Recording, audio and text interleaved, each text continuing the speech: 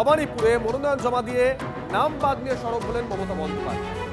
অবৈধভাবে বহু voter commission বাদ দিয়ে দিয়েছে বলে অভিযোগ। বিবেচনাধীনদের ভোটাধিকার পাওয়া উচিত, কেন তারা ভোট দিতে পারবেন না? তালিকা কেন ফ্রিজ করে দেওয়া হলো, প্রশ্ন মমতা বন্দ্যোপাধ্যায়। ফের সুপ্রিম কোর্টে যাবেন জানিয়েছেন মমতা বন্দ্যোপাধ্যায়। সকলের জন্য অনেক অনেক শুভনন্দন, শুভ কামনা। আমি মনে দুঃখ নিয়ে করছি, কারণ এত নাম বাদ দিয়েছে মানুষের। আমরা এখনো বলবো এটা সুপ্রিম কোর্টেরই অর্ডার ছিল। 32 লক্ষ নাম উঠেছে 1,20,00,000-এর মধ্যে, সেটাও আমার কোর্টে কেস করার জন্য। বাদ বাকি 58 লাখ খোলাই হয়নি। তার মধ্যে কিছু বাদ হতে পারে যারা ডুপ্লিকেট ভোটার বা মৃত ভোটার। বাদ বাকি এমনকি অ্যাডজুডিকেশনে যে 27 লাখ কয়েক হাজার বাকি আছে, 50,000-এর 60,000-এর মতো, তাদের ভোটাধিকার দেওয়া উচিত বলে আমি মনে করি। পরে নাম তুলে কি হবে? তারা তো ভোটটা দিতে পারবে না। সুতরাং এটা তো সুপ্রিম কোর্টেরই অর্ডার ছিল।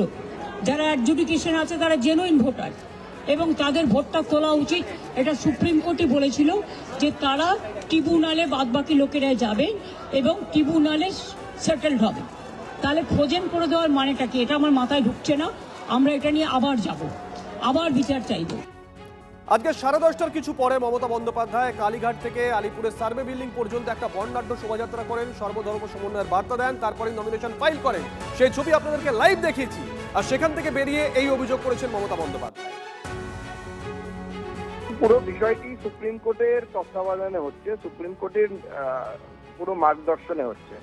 স্বাভাবিকভাবে সুপ্রিম কোর্টে যাওয়ার অধিকার ওনার পার্টির বা ওনার দলের আছে, উনি যেতেই পারেন। আমরা চাই ভারতীয় জনতা পার্টির স্ট্যান্ড স্পষ্ট। আমরা চাই যে যারা ভারতীয় নাগরিক তারা ভোট দেওয়ার অধিকার পাক, আর যারা ভারতীয় নাগরিক নন তারা ভোট দেওয়ার অধিকার তাদের যেন না থাকে। কিন্তু মুখ্যমন্ত্রী মমতা বন্দ্যোপাধ্যায় এসআইআর এর বিষয়টিকে বারবার সামনে এনে পশ্চিমবঙ্গের এবার ভোটের যে অন্যান্য ইস্যু, করাপশন, চুরি, দুর্নীতি, চাকরি চলে যাওয়া, যুবকদের হাতে কাজ না থাকা, অর্থনীতির অবস্থা ভঙ্গুর, এই সমস্ত বিষয়কে পিছনে ফেলে দিতে চাইছেন। আসল উদ্দেশ্য তাই। ফ্রিজ তো হয়েছে ওর জন্যেই, উনি তো অশান্তি করে ফ্রিজ করিয়েছেন এবং ওর উকিল বাবুরা তো সবাই ছিলেন। আবার সুপ্রিম কোর্টে যাবো, এইসব বড় বড় অবাস্তব কথা বলে লাভটা কি? এতে হয়তো বিজ্ঞাপন প্রচার হবে, কিন্তু তাতে আরো ভোটারদের বিড়ম্বনা বাড়বে। ভোটার মধ্যে বিড়ম্বনা বাড়িয়েছেন উনি নিজেই। এদিকে নির্বাচন কমিশনের বিরুদ্ধে ফের দুর্ব্যবহারের অভিযোগ তৃণমূলের। বাদ পড়া 27 লক্ষ মানুষ ট্রাইব্যুনালে ছাড় পেলে কি হবে?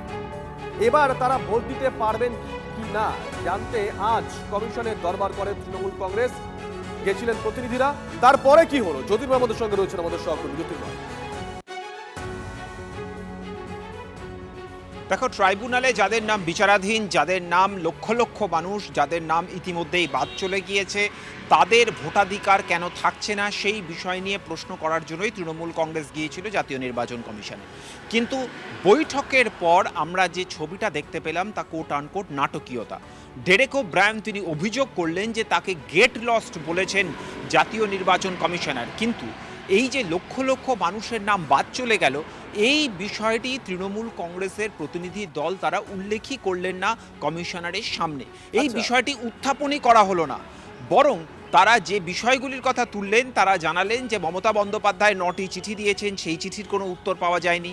বিজেপি নিজেদের লোক বসাচ্ছে, এমন 6 জনের উদাহরণ দেওয়া হয়েছে যারা সরাসরিভাবে বিজেপির সঙ্গে তাদের যোগ রয়েছে, তারা কমিশনের দায়িত্বপ্রাপ্ত অফিসার হিসেবে তারা কাজ করছেন। এই অভিযোগগুলি তোলা হয় এবং তারপরে তীব্র বাদানুবাদ তৈরি হয় এবং ডেরেক ওব্রায়ান তিনি চিৎকার করেছেন বলে ইসির তরফ থেকে জানানো হয়েছে। অপর দিক থেকে ডেরেক ওব্রায়ান তিনি বাইরে বেরিয়ে এসে অভিযোগ করেন যে তাদেরকে গেট লস্ট বলেছেন স্বয়ং জাতীয় নির্বাচন কমিশনার। এবং এর প্রেক্ষিতে যে প্রশ্নটি উঠে আসছে যে কথা বলে তারা গিয়েছিলেন, অর্থাৎ গতকাল সাংবাদিক বৈঠক করেছিল তৃণমূল কংগ্রেস, ডেরেক ওব্রায়ান নিজে তিনি দিল্লিতে সাংবাদিক বৈঠক করেন, কিন্তু আজকে সেই সাংবাদিক বৈঠকেই স্পষ্টভাবে জানানো হয় যে আজ সকাল 10টার সময় তৃণমূল কংগ্রেসের প্রতিনিধি দল যাবে এবং সেখানে তারা এই নাম বাদ দেওয়ার বিষয়টি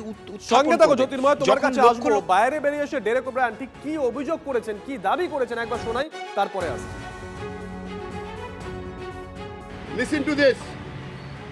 Sources. 10:15 EC straight talk to Trinamool Congress. তার মানে EC spoke to us. কি বলেছে EC?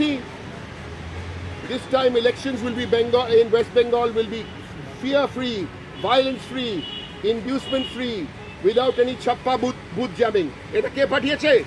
এটা চিফ ইলেকশন কমিশনার মিডিয়াকে পাঠিয়েছে কি পাঠায়নি? চোর, you are a criminal. If you can prove you said this to us at the meeting, you prove it, I will give you evidence to say you said nothing. The only thing you said after we spoke is get out, I want to speak.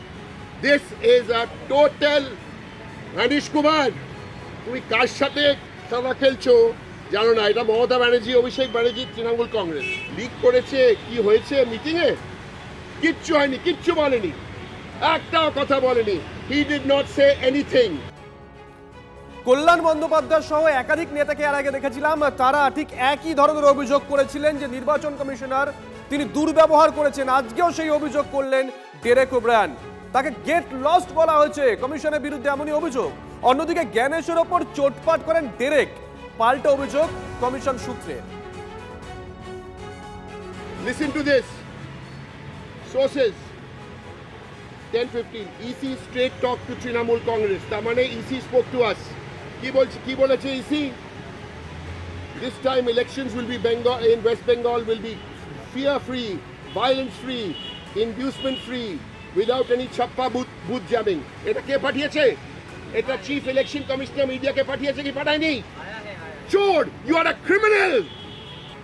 If you can prove you said this to us at the meeting, you prove it, I will give you evidence to say you said nothing. The only thing you said after we spoke is get out, I want to speak.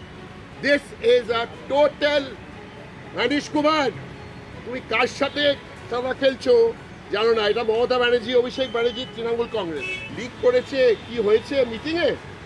কিচ্ছু হয়নি, কিচ্ছু বলেনি, একটাও কথা বলেনি। He did not say anything.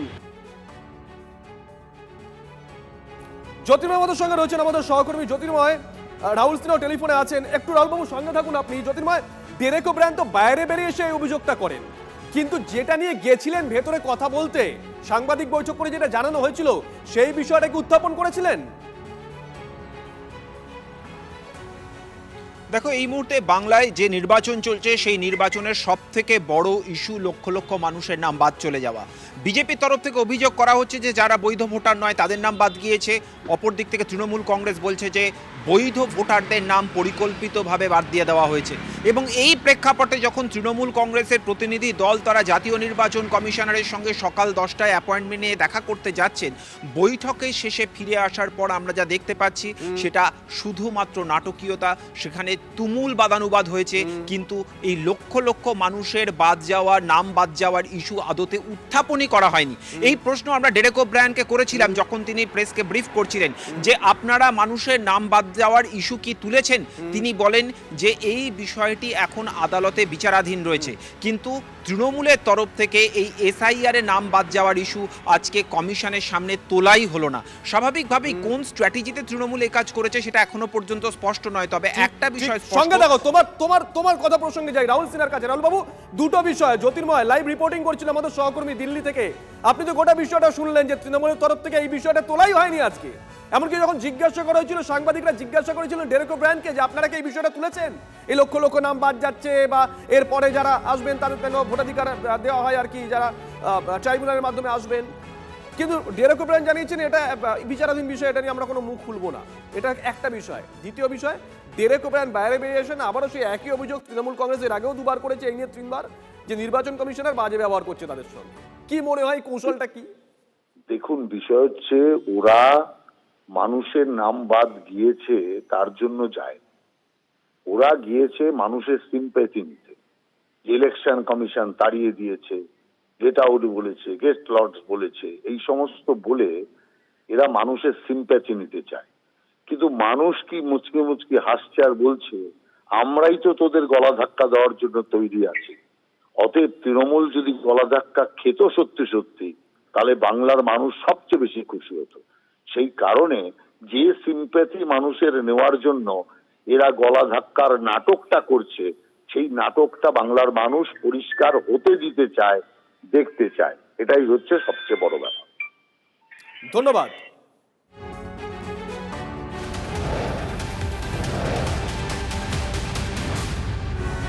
বাংলায় ভয়মুক্ত হিংসামুক্ত vote করাতে বদ্ধপরিকর নির্বাচন কমিশন। কোন রকম ছাপ্পা বুথ দখল বরদাস্ত করা হবে না। তৃণমূলের প্রতিনিধি দলের সঙ্গে বৈঠকের পর ফের জানিয়ে দিল নির্বাচন কমিশন।